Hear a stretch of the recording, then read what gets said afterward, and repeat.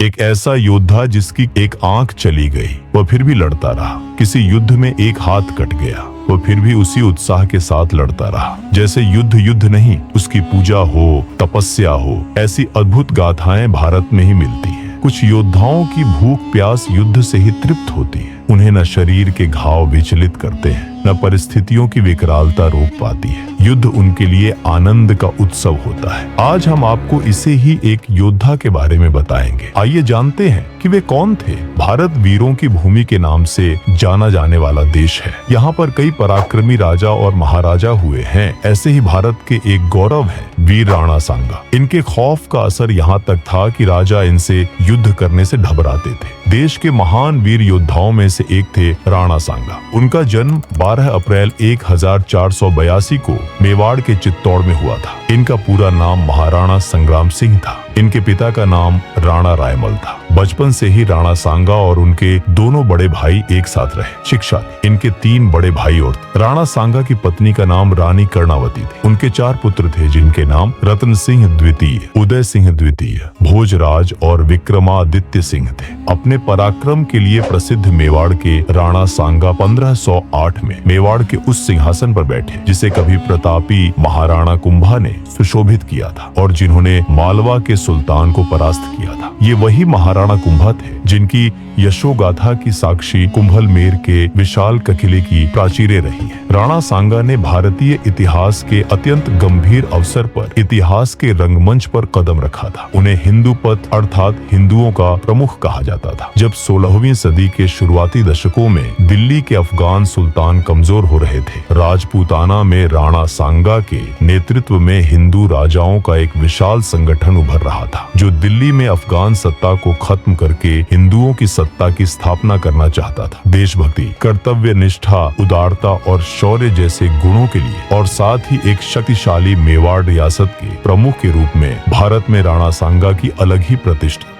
वे मेवाड़ के सबसे महान महाराणा थे। उनके शासनकाल में मेवाड़ राज्य शक्ति और समृद्धि के सर्वोच्च शिखर पर पहुंच गया था। उन्हें मेवाड़ की प्रतिष्ठा का कलश माना जाता था। राणा सांगा अदम्य साहसी, एक भुजा, एक टांग और एक आंख खोने और कई जख्म खाने के बावजूद वे महान पराक्रमी थे। महाराणा सांगा ने सिकंदर लोदी के समय ही दिल्ली के अधीनस्थ इलाकों पर अधिकार करना शुरू कर दिया था। सिकंदर लोदी के उत्तराधिकारी इब्राहिम लोदी ने 1517 में मेवाड़ पर आक्रमण कर दिया था। पातोली कोटा नामक स्थान पर दोनों पक्षों के बीच युद्ध हुआ जिसमें महाराणा सांगा की विजय हुई। इस युद्ध में तलवार से सांगा का बायां हाथ कट गया था। पातोली की पराजय का बदला लेने के लिए 1518 में इब्राहिम लोदी ने मियां माखन की अध्यक्षता में महाराणा सांगा के विरुद्ध एक बड़ी सेना भेजी, परंतु हार का सामना करना पड़ा। इन विजयों के परिणाम स्वरूप राणा संग्राम सिंह के राज्य की सीमा आगरा के पास तक पहुंच गई। इब्राहिम लोदी का मानवर्धन करने से राणा सांगा की विजय गाथा की चर्चा सारे उत्तरी भारत में हुई। लेकिन यह गाथा यहीं खत्म नहीं हुई। सुल्तान महमूद मेदिनी राय पर आक्रमण के लिए रवाना हुआ था। इस बात की खबर लगते ही सांगा भी एक बड़ी सेना के साथ गागरुन पहुंच गए। यहाँ हुई लड़ाई में सुल्तान की बुरी तरह से पराजय हुई। सुल्तान का पुत्र आसफ खां इस युद्ध में मारा गया तथा वह स्वयं घायल हुआ। महाराणा सांगा सुल्तान को अपने साथ चित्तौड़ ले गए जहाँ सांगा ने उसे 3 माह कैद में रखा था। इस युद्ध में विजय प्राप्त करने से चंदेरी के किले के अलावा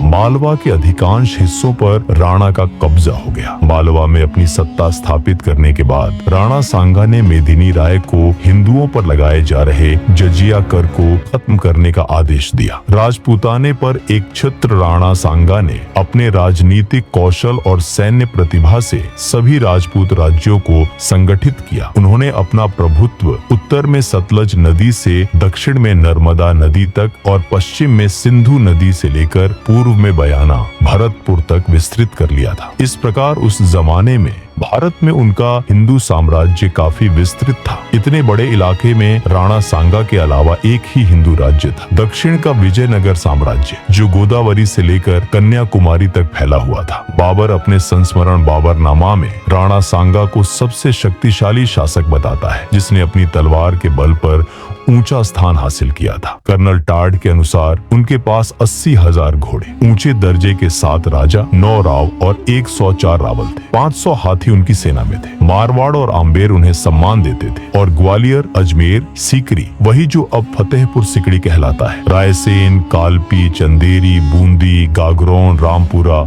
और आबू के राजा उन्हें अपना अधिपति मानते थे। बाबर ने अपनी कम सेना के बावजूद पानीपत के युद्ध में दिल्ली के सुल्तान इब्राहिम लोदी विशाल सेना को पराजित किया और दिल्ली आगरा पर कब्जा कर लिया था। राणा सांगा जैसे वीर और महत्वाकांक्षी योद्धा ने इस विदेशी आक्रांता को देश के बाहर निकालने का संकल्प किया और सभी राजपूतों के सहयोग से एक शक्तिशाली सेना जुटाई। राणा ने बयाना पर आक्रमण किया और वहां के गवर्नर मेहदी ख्वाजा को हराकर बयाना के किले में बंद रहने के लिए मजबूर कर दिया। राणा के साथ बहुत से शक्तिशाली सरदार हो लिए, जिनमें रायसेन का सिलहदी, हसन खां मेवाती और इब्राहिम लोदी का भाई महमूद लोदी भी था। राणा ने मान लिया कि बाबर पर विजय हासिल करने के बाद महमूद लोदी को चित्तौड़ के प्रतिनिधि के रूप में दिल्ली का सिंहासन सौंप दिया जाएगा। अब बाबर ने एक सैनिक टुकड़ी बयाना की सहायता के लिए भेजी, लेकिन वहां के दुर्ग रक्षकों से मुठभेड़ में बाबर की सेना कामयाब न हो सकी और घबरा कर भाग खड़ी हुई। पराजित सैनिकों ने वापस लौटने पर राजपूतों के शौर्य, साहस और वीरता के किस्से बाबर को सुनाए। इस समय तक बाबर सीकरी पहुंच चुका था, जहां राणा सांगा पहले ही खानवा के पास एक पहाड़ी तक चढ़ आए थे। खानवा वर्तमान भरतपुर राज्य का एक गांव था। यह आगरा के पश्चिम में 37 मील और सीकरी से 10 मील दूर था। बाबर ने 1500 सैनिकों का एक दल शत्रु की स्थिति का निरीक्षण करने के लिए भेज दिया। ये भी बुरी तरह पराजित हुए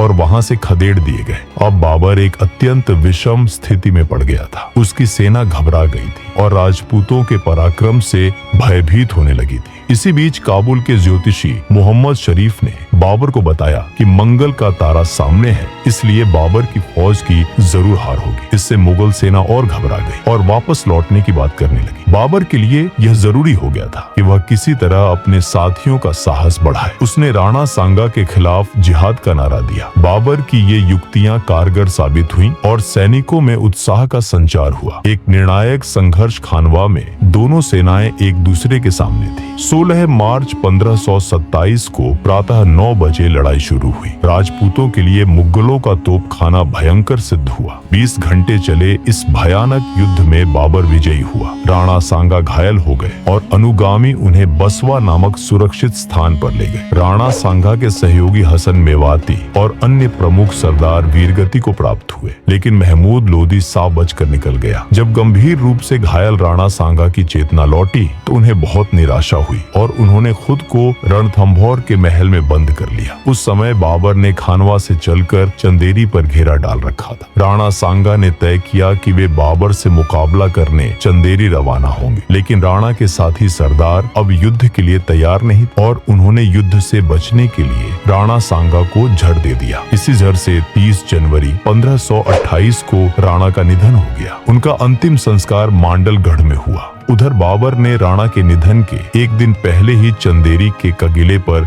अधिकार कर लिया था। राणा सांगा का तो अंत हो गया, लेकिन राजपूतों के शौर्य ने बाद में भी एकाधिक बार शत्रुओं को चुनौती दी। राजपूत कुछ साल में फिर उठ खड़े हुए और गुजरात के बहादुर शाह तथा दिल्ली के शेर शाह को उनसे मुकाबला करना पड़ा। जोधपुर के घेरे में तो राजपूतों ने शेर शाह से हुए युद्ध में इतनी वीरता प्रदर्शित की कि शेर शाह को लगा वह हार जाएगा और साम्राज्य उसके हाथ से निकल जाएगा। राजपूत उच्च कोटि के वीर और साहसी सैनिक थे, लेकिन उनके सेना नायकों और स्वामियों ने उनकी वीरता का सही उपयोग नहीं किया। न उन्हें बेहतर घोड़े दिए, न उम्दा अस्त्र शस्त्र दिए और न ही विदेशों में अपनाए जा रहे युद्ध के नए तरीकों और आविष्कारों का उपयोग किया। उन्होंने बहादुर राजपूतों को युद्ध में प्राणोत्सर्ग करना तो सिखाया, लेकिन युद्ध जीतने के तरीके नहीं अपनाए। राजपूताने के बहादुर सैनिकों ने अपने शौर्य और आत्मसम्मान के उदाहरण प्रस्तुत किए।